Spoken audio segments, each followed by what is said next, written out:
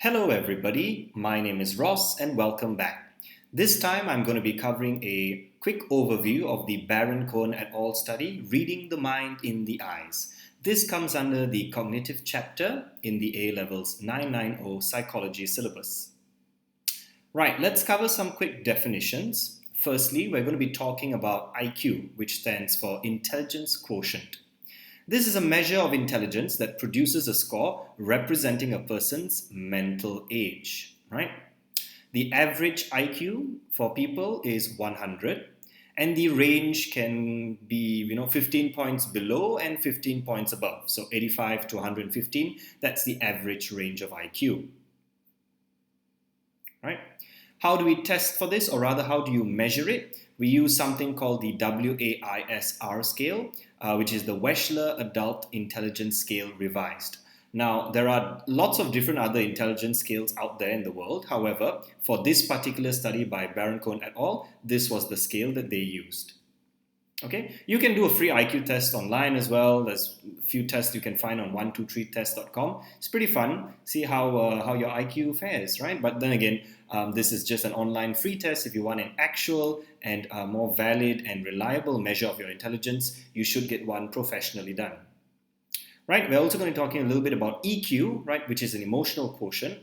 This is a measure of emotional intelligence, whereby emotional intelligence is the ability of a person to perceive, control, and evaluate their emotions, right? So less about thinking, more about feeling, right, when it comes to EQ. You can also find various EQ tests online. This one I saw was on psychologytoday.com. It takes about 45 minutes, but feel free to do it and understand your EQ better. Right? Which do you think is more important for business success, IQ or EQ? I often ask my students this question, and many of them actually answer EQ, right? EQ 16 of my students said EQ, 4 of them said IQ, and it certainly seems to be the case that a lot of current studies are showing that business success is better predicted by emotional quotient, right? Emotional intelligence, rather. The more emotionally intelligent you are, I think the more productive and the better you are as a worker in a company. Rather than just being IQ smart, you need to be EQ smart as well, right? I saw this video online about emotional intelligence at work, why IQ isn't everything. You can probably find several videos of this on YouTube as well to get a little bit more information about why EQ might be a better predictor of success at the workplace than IQ. Right. We're also going to be looking at the autism quotient, right? AQ. Now, this is particularly focused on Baron-Cohen et al. Study. This is a score that's obtained by the Autism Spectrum Quotient Test, right? Which comprises of a self-report with scores ranging anywhere from 0 to 50, right? So this test for autism, right? Now, the higher the scores, the more autistic traits a person has. Right, you can find this test online as well on psychology-tools.com, the Autism Spectrum Quotient Test, right? I should, however, emphasize that just by doing this test does not necessarily mean you have autism, right? This test merely is sort of like a very simple diagnostic tool that people can use to see whether they might have a high percentage of autistic traits, right? If you want a formal diagnosis for autism, you need to see a professional mental health expert, right? Now, how do we classify disorders, right? I just mentioned this before, right? You can't just do a test online in order to be sure whether you have a particular condition. You need an expert to do it. They refer to the DSM, which is the Diagnostic and Statistical Manual. It's published by the APA Society. This is used to classify and diagnose a variety of mental health and psychological issues in human beings, right? But of course, this has to be done in the presence of someone who's a professional and who knows how to use it. You can't just read the diagnostic manual and then diagnose yourself. It doesn't work that way, right? There's also another way of classifying disorders, which comes under the ICD, the International Classification of Disorders. Now, this is published by the World Health Organization, and it covers a lot of other health-related conditions as well, okay? But for the purposes of psychology, we usually just refer to the DSM. Okay, we're also going to be looking at this keyword called the ceiling effect. Now, a ceiling effect is when a majority of participants score the highest value possible on a test, right? Imagine you're in a room and you see the ceiling. The ceiling is the highest point in the room, so like the highest score in the test, that's the ceiling. Now, this is a problem. Why? Because it does not allow the researcher to differentiate between participants. You can't identify the individual differences in your participants. Imagine you're sitting for a test and everybody in the class gets 100%. Now, on one hand, the students might be really happy, like, hey, everybody, we passed. But on the teacher's side, we don't know who are the strong students, who are the weak students, who are the moderate students. There's a high likelihood that the test was too easy, and so everybody scored 100%. And so when we design exam questions, that's why there's always a mixture of easy, medium, and difficult, because we want to be able to differentiate between students or to discriminate between the students who are the high-performing students, the medium-performing students, and the low-performing students. We need to have that ability, right, to determine the individual differences. So the ceiling effect is not a good thing. I often ask my class, what are the basic emotions, right? And they always get a few of them. I put them on mentimeter.com, and they're happy, angry, sad, anxiety, resentment, disappointment, fear. So there's a mixture here of complex emotions and basic emotions, right? So let's look at what basic emotions are first and foremost. A researcher named Ekman in 1992 put forward this idea of the 6 basic emotions. Why are they called basic emotions? Because they're universally recognized. Whatever culture you might be from, right? These are the 6 basic emotions that all people recognize, even young children, right? Happiness, sadness, fear, disgust, anger, and surprise, right? These are the 6 basic emotions for human beings. Now, what about complex emotions like, anxiety or stress or lust or horniness or jealousy, hatred, things like those? Those are usually a combination of the 6 basic emotions, right? It could be a combination of 2 of them, 3 of them, whatever the combination could be. Then they usually form a more complex emotion, right? Okay. You can also find pictures of this online. There are tests where people are shown pictures of faces and they have to identify what emotion that face is showing, right? Happy, sad, fear, or angry, surprise, disgust, right? Pretty easy, you can see from those pictures. Let's do a quick recap of our research methodology knowledge, right? Quasi-experimental. Do you guys remember what is a quasi-experimental study? Well, the word quasi means almost, right? So it's almost experimental. So it has some level of control, right? It's probably got some IVs and some DVs as well. However, it lacks random allocation. For example, let's say you're doing a study and you want to research about people's gender, right? Let's say whether you think gender has an influence on people's level of happiness, perhaps, right? Now, you would have 2 groups. An IV would be gender and the 2 levels would be male and female, right? But the issue here is that you can't randomly allocate your participants into male or female, right? You can't force someone who's male to be female. You can't force a female to be male, right? You can't force people to change their gender. So you can't actually randomly allocate them. The gender that they're born in, that's the gender that you put them into the category accordingly, right? Take pregnancy, for example. Oh, excuse me, there's a bit of a typo there. It should be with the E in the middle, right? Pregnancy, right? A woman is either pregnant or she's not pregnant. You can't force her into pregnancy just for the sake of your research and say, okay, I want to put you in the pregnant condition, right? You have to just take whoever is pregnant, right? And whoever's available. So that because of the lack of random allocation of participants, we call it a quasi-experimental, right? Some elements are experimental, has control, has variables like the IV and DV, but no randomization, right? Pilot study. So there was an element of pilot studying in this in the Baron-Cohen et al.'s research. Pilot studies were a small studies designed to evaluate procedures and measurements in preparation for a subsequent and more detailed research project, right? So you just do a little bit first just to test out your procedures or test out your materials to make sure they're working properly, and then you do the full research, right? Because there's no point doing the full research and then your materials don't work, right? It'll just be a waste of everybody's time, okay? Example would be from Mr. Ross's master's thesis. So I'm Mr. Ross, obviously, and I'm doing my master's currently, and my master's is in the area of self-compassion. I'm trying to translate and validate the self-compassion scale from English to my local language in Malaysia, which is Malay. So this is what the scale looks like in English. Take the first sentence, for example. I'm disapproving and judgmental about my own flaws and inadequacies, right? And I translate that into Malay. My local language is saya selalu menghakimi kekurangan diri. right? And so I want to validate whether it works in my local language. And so I do a pilot study first with a sample of only 61 participants to see whether or not they're able to understand the translated scale. And based on their feedback, I did some edits to the scale, and then I did my full study with 302 participants, right? But I need to do the pilot study first to make sure that the scale is easily understood and works properly. Otherwise, I would be wasting my time if I recruited 302 people and then I find out the scale was mistranslated or doesn't work, right? So that's the idea of a pilot study, which was one of the features in this research that we're looking at. Right? Empathy is another key point in this research, the ability to emotionally understand what other people feel. Right? Is this different from sympathy? Well, let's look at some pictures to help us differentiate.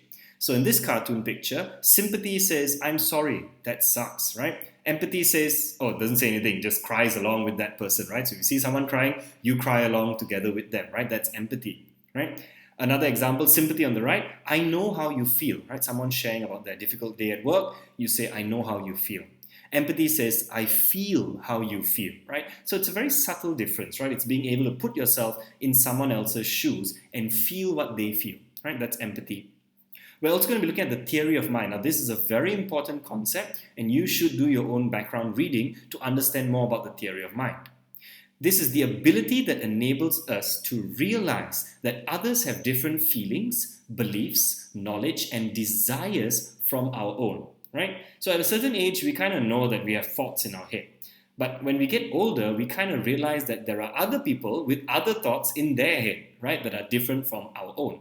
Right? This is part of the theory of mind, that ability to recognize it in others, right? It helps us make sense of and predict the behavior of others around us. This is actually a social cognitive skill, right, that children slowly develop as we move on to our adulthood, right? It has a lot of overlap with the term empathy, right? The ability to feel what others are feeling is very much a key characteristic and component of having a theory of mind. Here's an example. Look at this picture. On the left side, a father's on the phone with his son. He asks the son, what are you doing, Denzel? And the son says, I'm playing with this. Now, what's the issue here? You see, the father doesn't actually know what the son's referring to, right? He's on the phone.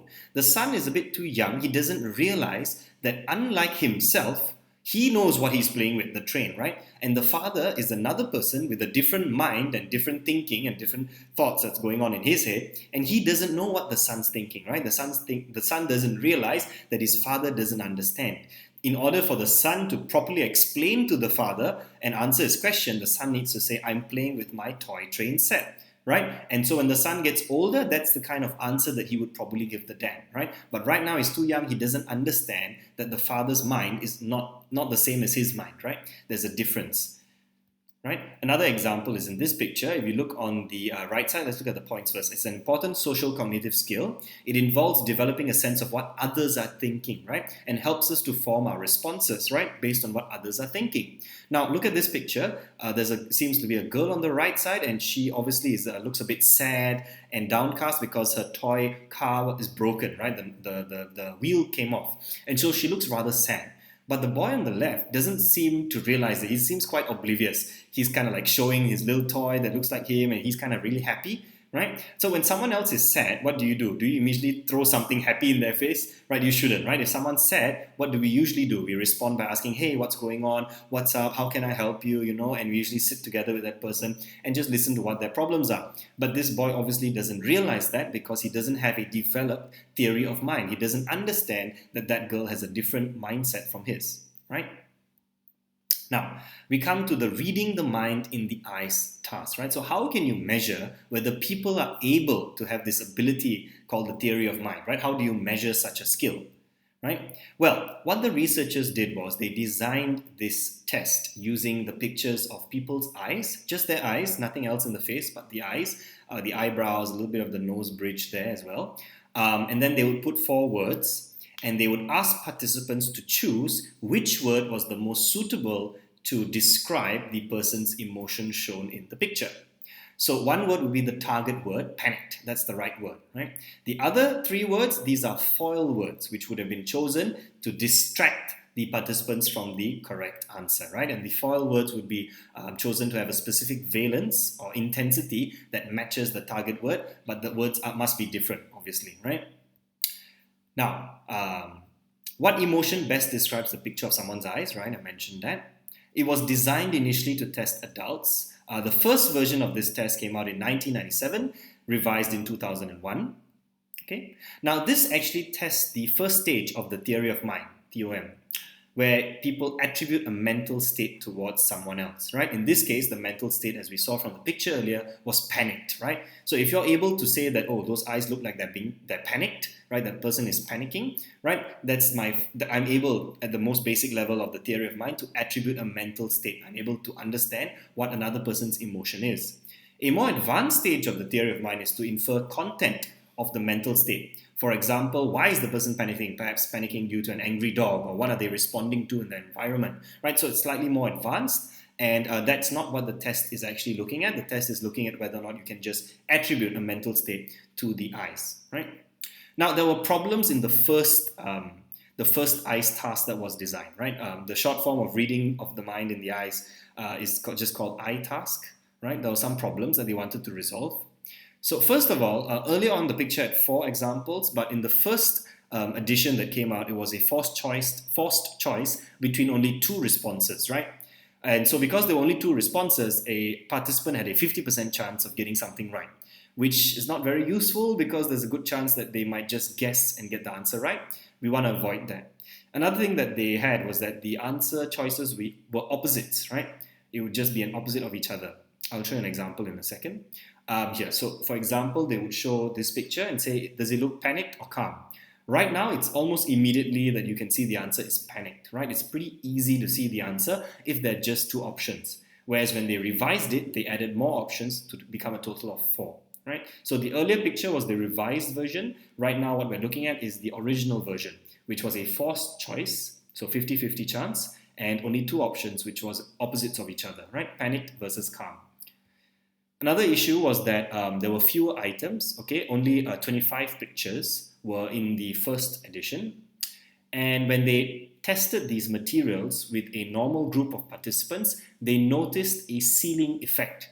Remember, I just mentioned the ceiling effect is when everybody scores the highest possible score, right? So if out of the 25 pictures, everybody's getting it right, then that doesn't really help the researcher, right? Everybody's getting it correct. It means that we need to make the test a little bit more difficult because we're not able to differentiate between my subjects, my participants, right? And that's not a good thing. Another problem was that there were a lot of basic emotions in the first edition, right? There were some complex emotion words, but a lot of basic words as well. And these were too easy to identify, right? Sometimes you could just identify from the gaze of the eyes, right? For example, if the target word was ignoring, sometimes the picture that was presented was a person with their eyes sort of looking at the side, right? Looking at the side. And so when someone sees that, they say, oh, the eyes are looking at the side. Oh, the answer must be ignoring, right? So that gives it away too easily. They can't have that happening because then the person isn't really attributing a mental state. They're just looking at the position of the person's eyes, right, where they're looking at, which isn't really what the test is measuring then accurately, right? The person isn't doing it properly. So that's too easy. It needs to become a little bit more complex. Another issue was that there was a gender imbalance, right? There were more female faces than male faces. A slight problem there with my images. It should be 2 female pictures and 1 male picture. I accidentally swapped it around. But yeah, there was a slight gender imbalance in the pictures provided in the first edition. So we need to fix that as well because there could be a bias, right? Last but not the least, the definitions of certain words, right? Some subjects may not have understood all the words provided, right? So the researchers highlighted that these were several problems with the reading the mind in the eyes tasks, and they then set out to try and solve these problems, right? You can actually do this test, right, the revised version online. Look for the socialintelligence.labinthewild.org and you can find it yourself and try it out. Aims of the study, what were the aims? To test whether a group of adults with Asperger's syndrome, AS, or high-functioning autism, HFA, would be impaired on the revised version of the reading the mind in the eyes task, right? So we're looking at autistic people and we're wondering, do autistic people perform worse on these eyes tasks? Why? Because in the research, we've come to understand that autistic people may have difficulty identifying the emotions of other people, right? They may have an impaired theory of mind, right? So this eyes task is designed to test that, right? We also want to test if there was an association between performance on the revised reading of the mind in the eyes task and measure of autistic traits, right? If there's any association between how well or how badly they do in the eyes task and the level of autistic traits available in a person, right? They also wanted to investigate if there were sex differences in those without autism on this particular tasks. Okay. Hypotheses. Hypothesis number 1, participants in the AS/HFA group will score significantly lower scores on the revised reading the mind in the eyes task than control groups, but they will be unimpaired on gender judgments. So what does this mean? The researchers believe, based on past research and understanding, that participants with autism will score lower on the eyes task, right? Because we assume that they may have an impaired theory of mind. They may not be able to attribute the accurate mental state onto the picture of a person's eyes. However, they won't be impaired on gender judgments. So they may lack empathy, but they will not have any problem with identifying whether the picture is a male or a female, right, in the picture of their eyes. Next hypothesis, participants in the autism group will score significantly higher on the autism spectrum quotient test, right, the AQ measure, right? That's kind of like common sense, right? If they already got autism, we expect them to score higher in the AQ test. And the fact that they do kind of shows you that the test is accurate. Females in the normal groups, groups 2 and 3, will score higher on the reading the mind in the eyes task than males in those groups, right? So they expected females to have a higher score, or rather greater ability to identify the correct emotion compared to males, right? Groups 2 and 3 will look at a full list of the groups so you understand a bit more later on. Okay. Males in the normal group, group 3, would score higher on the AQ measure than females, right? So the assumption here is that males may have higher autistic characteristics compared to females, right? Scores on the autism quotient and the reading of the mind in the eyes task would be negatively or inversely correlated. What does an inverse correlation mean, right? Correlation is when there's a relationship between two variables, right? Two continuous variables. A normal correlation, one variable increases, the other one increases. Sorry, that's positive, right? Positive correlation, both increase together at the same time. An inverse correlation, one increases, the other one decreases, right? So if this one is an inverse correlation, then the higher your autism score on the AQ test, the lower your the lower your score of the reading the mind in the eyes tasks, right? Or vice versa. Research methods, right? So what's a research method? As I mentioned, it is a quasi-experimental design. So there's some level of control over the variables, but no random allocation. Okay. Excuse me. Let me go back to that question. Just missed it.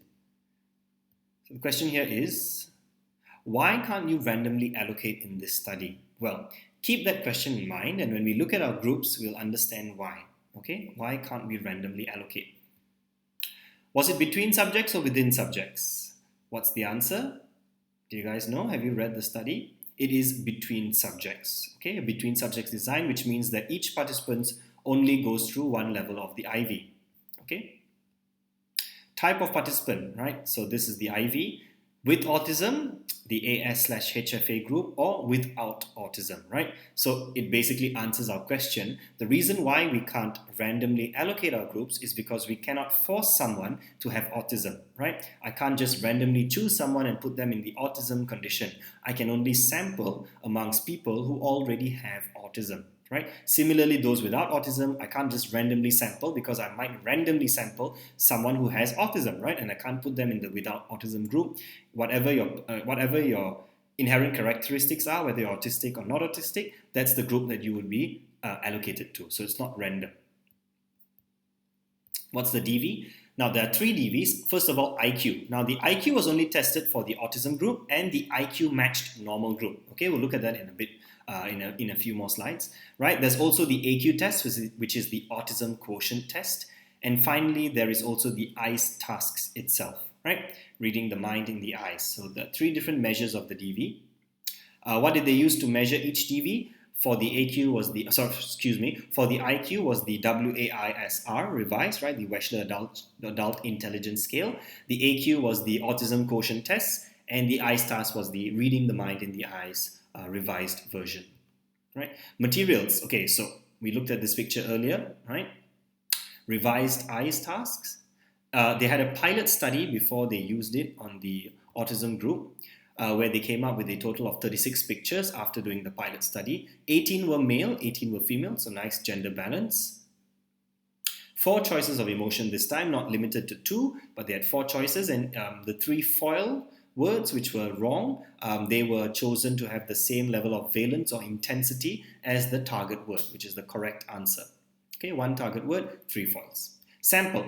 Okay, I usually put this in a table because it's quite complicated. There are a lot of details you have to remember. First group number 1, the autism group, AS/HFA. The sampling technique was volunteer sampling or self-selected. They had adverts in the Autistic Society magazine and support groups, and these were participants who were diagnosed with autism in a specialist center, either using the DSM or the ICD, right? So they're officially diagnosed with autism. Only 15 of them, and all of them were male. They had 3 different DV measures, the IQ, the AQ, and the I-STAR, so all of them. Average age was 29.7, and IQ scores was 115 on average, right? So that's a pretty high IQ score, right? Remember, average is 100 for the global population, right? For them, the average was 115, right? So they got a lot of high IQ, right? However, they still have autism. We're going to see what happens later in their results. There was an adult comparison group, so think of this as a control. These were sampled from community and education classes in Exeter and public library users in Cambridge, right? So what kind of sampling technique is this, right? If you take people who are easily available, that's called convenience sampling, right? 122 people in this particular sample, they only needed to do the eyes task, right? We didn't measure their IQ nor their autism, right? Their age was 46.5 on average. However, only 88 people gave data for their ages, right? So we don't have a completely valid average score for their ages because we don't have all 122 ages. We only have 88, right? Which is still the majority, but yeah. Student comparison group, right? So we have an adult comparison, we have a student comparison. These are students from Cambridge who are 103 in total. Again, probably a convenient sampling, I'm assuming, right? 53 male and 50 female, right? Fairly balanced. AQ and I-STARS were used as the DV measure. Average age was 20.8. They were assumed to have high IQ, right? But we didn't actually measure it. However, because they came from Cambridge, you can probably guess that they're pretty smart. Finally, we had an IQ matched group. Okay, if you remember from research design, we learned about matched pairs. Well, this is kind of like that, right? But it's only matched on IQ. We didn't exactly match every single possible characteristic, but they did want to match them on their IQ against the autism spectrum group, right? So these were randomly selected from the general population, 14 of them in total, so about similar to the autism group. There were 15, in this group there are 14. They also had the 3 tests, IQ, AQ, and I-STARS, similar to the autism group in group 1. Their age was about the same as well, 28 on average, and the IQ score was also about the same, 116 to 115. So this group is basically the closest control comparison group to the group number 1, which is the autism group, right? That's why they call them the IQ matched group. Okay? The other 2 groups are also control groups for comparison's sake. Procedure. So first they did the pilot study where 2 authors, rather the 2 first authors listed in Baron-Cohen et al. Study, they generated the target and foil words. Next they had judges. There were a total of 8 judges, 4 male and 4 female. 5 judges must agree on the correct target word in order for that target word to be selected. And 2 judges cannot pick the same foil. If they do, then they need to revise their answers, right? That means the foil word is too similar to the correct word. Right, so for example, these 4. Let's say we had 8 judges here, 4 male, 4 female. The first 2 males, they chose panicked. The first 2 females, they chose panic, and the last female chose panic. So that's 1, 2, 3, 4, 5. So at least a minimum of 5 chose the correct word, the target word. That's good. Now let's see whether 2 judges picked the same foil. 1 judge picked jealous, 1 hateful, and 1 arrogant, right? So if there were 2 of them that picked the same one, then we would have to revisit the words and change them. However, in this case, they didn't, right? So that we can accept these 4 words to accompany this particular image, right? So that's the pilot study. It was also tested with groups 2 and 3. So these were the two comparison control groups, right? But they were consisting of normal adults and students, right? So they combined both these groups together to get a total of 225 people. They started initially with 40 items, right? 40 different facial pictures. The minimum of 50% must select the target word, right? So all 225 of these people would look at the pictures, and as long as a minimum of 50% selected the correct target word, it would be accepted. At the same time, there was another criteria. If 25% or more selected the foil, then this would be removed, right? This item or this facial picture would be removed, right? In order to be confirmed, there needs to be 50% on the correct word and less than 25% on all the foils. So let's look at them, and my question to you is, how many items were removed? Now, the table is pretty large, so I couldn't fit all of it in. You'll notice that I put number 1 to number 14 and an ellipsis there to symbolize all the other numbers in between, and then followed by 37 to 40. Let's look at the first column, rather the second column, which is target, right? The target word. So anything that's less than 50% would be an issue. So we can immediately see item number 1, only 31.6% of people selected the correct target word, which means that this would be removed. What about another item? Why did I highlight item number 2? It has 53%, so that's more than 50%. However, if you go all the way to the last column, you look at foil number 3, 37% of people selected it, which is more than 25, right? More than a quarter of the people selected the wrong foil, or rather the wrong answer, which was the foil number 3. Therefore, we need to throw that item away as well. Another item that gave an issue was item number 12. It was less than 50% for the target, and 34%, more than 25% on the foil, so that's not good. The last item was an item number 40. Even though it had more than 50% of the target, the foil number 2 at 26%, right, which was more than 25%. Now, you might be asking, who selected 50%, 25%? What's the evidence to back that up? The researchers actually mentioned in the study that it was selected arbitrarily. That word is always so difficult to pronounce, right? Arbitrary, right? So it was just not random, but the common sense behind it was that the majority of participants should select the right word, which is why they chose 50% to represent the majority, and at least a quarter shouldn't select the foil, right? Actual study, right? So they had informed consent in this study, very ethical. Everybody had informed consent. They knew what was the purpose and the aim of the study. They were all tested individually in a quiet room. Okay, no distractions. They were told to read the glossary of words. So remember earlier on we talked about how there was a problem that some people may not understand certain words. So they were given a glossary this time to read, and they could indicate if they did not understand any words, the researcher would explain it to them. At most, I think the maximum number of words that people did not understand was at most 2, but a majority of the participants had no issues with the words, right?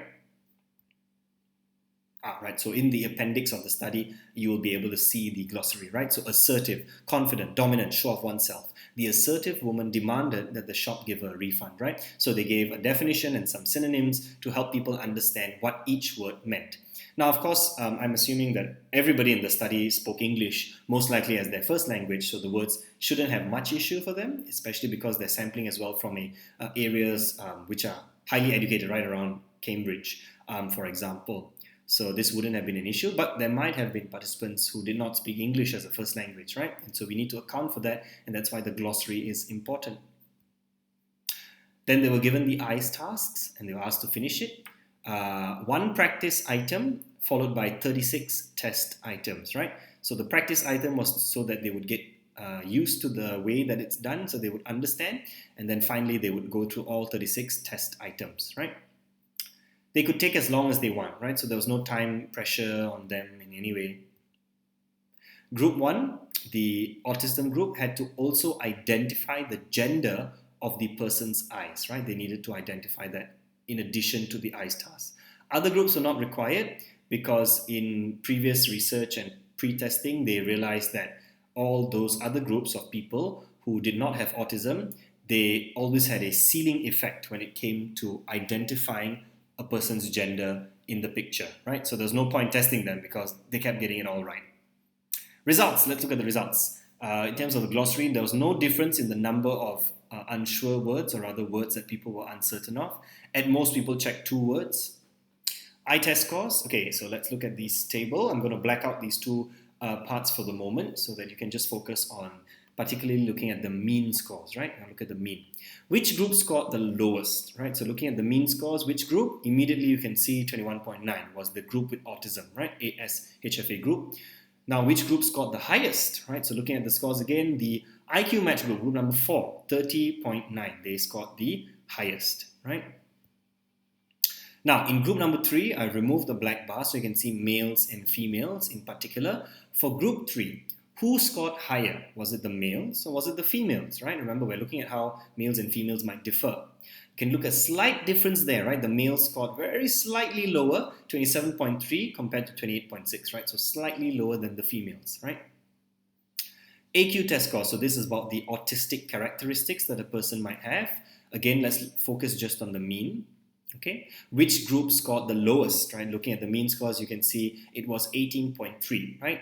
The students group, which was group 3. In fact, group 4 was also pretty low, 18.9. So 0.6 difference, very little difference. Group 3 and group 4 were both very low. Compared to the autism group, I've given the answer away, right? Which group scored the highest? The autism group, right? Group number 1, 34.4. So that's pretty high, much higher compared to the other two groups, which is kind of what was expected, right, in the hypothesis. Remember, this is the AQ test, which measures autism, right? So between males and females, again, is there a sex difference? For group 3, who scored higher, right? Was it the males or the females? So higher on autism would be the males, right? 19.5 compared to 16.6, right? So there's a slight difference there. Males are slightly higher than the females. Did everyone return their papers? The answer is no. So surprisingly, during this study, when all the participants were given papers to complete the AQ test, not all of them returned the papers, right? So you can look at little, what's the word? The A, B, C, and D that has been superscripted next to those numbers. If you look into the study, they will actually describe in detail, and I think I have some here. Right, so out of the 15 participants, only 14 in the autism condition submitted their AQ scores, right? One person did not. 79 students only for the overall, right? Instead of 103, only 79 submitted their papers, right? So why do you think that might be? Well, think about it. You're testing people on their level of autism. Some people might be rather uncomfortable, right? Revealing what their level of autistic characteristics might be, and that may have been the reason why these participants didn't want to give in their scores. Let's look at the correlations between the IQ and ICE tests. There was no correlation, right? So between a person's intelligence and their ability, rather their theory of mind, there doesn't seem to be any correlation between those two things, right? Between intelligence and autism, also no correlation. And this was kind of something that we saw when we looked at that table sample, the table of the different samples of group 1, group 2, group 3, and group 4. If you remember the autism group, I commented that the average intelligence was 115, right? So it doesn't matter that they have autistic characteristics, their intelligence is still pretty high, right? So there's no correlation. The results seem to support that, right? What about between autism and the ICE test, right? So between autistic characteristics and a person's theory of mind ability. Aha, we have an inverse correlation this time of negative 0.53, right? So there's a moderate level inverse correlation. What does inverse correlation mean? When one goes up, the other one goes down, right? So if there's more autistic characteristics in the person, they have a lower ability to correctly attribute the mental state to the pictures, right? In the I test, right? So a lower theory of mind ability, right? So if we look at the study, there were 5 different predictions that were made, the hypotheses, right? This was taken from the journal. I just screenshotted it. The first one was the autism group would score significantly lower on the mental state judgments on the ICE test, but be unimpaired on the gender control judgments. That was proven to be true, right? They indeed scored lower on the ICE test, the theory of mind. However, they had no issues identifying the correct gender. The autism group would score significantly higher in the AQ. That was also seen to be true, right? They had higher autistic characteristics. Females in the normal group would score higher than males on the ICE test. That was also true. If we looked at it just now, the males scored a bit lower, the females scored a bit higher, right? In the ability to attribute the correct emotion to the picture. Males in the normal group would score higher on the AQ test, right? We saw that, right? Males seem to have slightly more autistic characteristics compared to females. Scores on the AQ and ICE tests would be inversely correlated. We just saw that it was also true. So all the hypotheses were proven true. Discussion. Okay, let's look at the strengths and weaknesses. So first of all, it's a quasi-experimental study. So there is some level of control, which is good, right? So there's some level of ability for us to be certain that the IV is affecting the DV. However, at the same time, because there's a lack of random allocation, we cannot say with certainty that we managed to eliminate all the participant variables, right? Some participants may have certain participant variables which may play a role as a confounding variable in this particular study, right? So that would be a problem because we can't randomize them. Scientifically, if you want everything to be scientific and precise, we need to randomize it so it's fair that everybody has an equal chance in being in a particular condition. But because we're studying about autism, we can't randomize people with autism, right? So the lack of randomization is a weakness, right? Standardized procedure. So the procedure was indeed standardized. As we went through, they all went through the conditions in the same way. The tests were presented in the same way, the instructions given were in the same way. It was all done in a quiet room, no distractions. The tests were all presented in the same way. Everybody went through 36 pictures and the IQ test was the same for everybody. So all of that was standardized, which was good. So a lot of internal validity and also replicability of the study. If someone wants to repeat the study, they can just follow the same procedure because everything was standardized. We're more confident in the reliability of our results, right? And also the internal validity of the study. What about ethics? Was this study ethical? Well, fairly ethical. First and foremost, I mentioned that during the procedure, they had informed consent for every single person, right? Was there any deception? No, there wasn't, right? So that's a pretty ethical study. Everybody knew what they were getting to. They were not deceived. They had full awareness and they agreed and consented to the study. Do also keep note that the only slightly negative or unethical thing might be, as I mentioned earlier, some people didn't want to return their autistic scores on the AQ test. It may be evidence to suggest that they were shy or they were ashamed of their AQ test scores, and so that might have caused them a certain amount of distress, right? Testing a person's autistic characteristics may have caused them to feel distressed and ashamed, right? So that's the only thing I can think of that I think was unethical. Other than that, fairly ethical study. What about validity of this study? Was it a valid study? What do you think? Well, in terms of ecological validity, think about the ICE test score, right? When it was valid in the sense that it was standardized, and so that was good. So everybody went through the same thing. So that helps for the internal validity. But what about ecological validity? In real life, think about it. In real life, are people's faces static? No, right? I mean, people's faces are always moving. And we don't just judge a person's intention or mental state by their eyes. I mean, the eyes are really important, but we also look at their body, their posture, their tone of voice, the situation, the context, right? There's a lot of other cues that need to be taken into consideration. Now, of course, a simple test like this cannot account for every single behavioral cue that a human being has, and so that reduces the ecological validity. Because in real life, we don't just look at static images of people, which may be a reason why there was a lot of ceiling effect, right? The first time that they did this particular test, that people were getting it right all the time because it was too easy, right? However, you can also comment that because it was too easy in the beginning, they made it more difficult. They included extra foils. They made sure the foils were of the same intensity as the target word. They made sure that everything had a gender balance, right? In the terms of the pictures of people's faces, 18 male, 18 female. They had a glossary to make sure that people understood. So all of these little steps that were taken to ensure that the test was more valid is all a great strength, right? Because they want to ensure that it is a valid measure of theory of mind. What about the sample? What can we talk about the sample?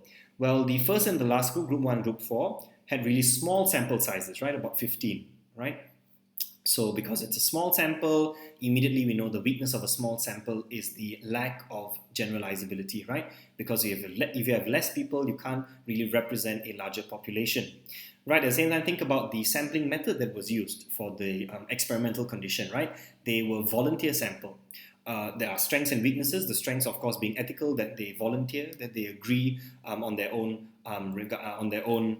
they agree to the experiment without any, coercion of any form, there's no reward or anything, right? They want to take part. At the same time, it could also be a weakness because it could be a specific kind of person that wants to take part in studies, right?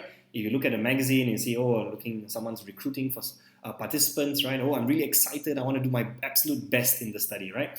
There can be people like that who affect the results of the study because they might be too gung-ho about participating in the study, for lack of a better phrase, right? Gung-ho. So that might be a weakness on the sample. Of course, the groups 2 and group 3, the control groups, had a large sample of more than 100 participants, right? So those are good. Those are easily representative, or rather more representative and therefore more generalizable.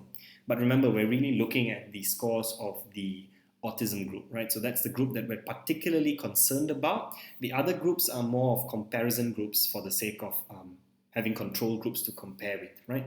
But it's the group with the autism that we're really focused on, right? So those are some of the discussion points that you can talk about. You can read your textbook for more information as well. Okay, I believe that's the last slide. In fact, that is the last slide. Thank you very much for watching. Do like, comment, and subscribe. I hope you enjoyed this video, and I hope it helped you understand the study a little bit more in detail of Baron-Cohen et al. On the reading of the mind in the eyes task. Thank you very much, everybody, and I'll see you next time.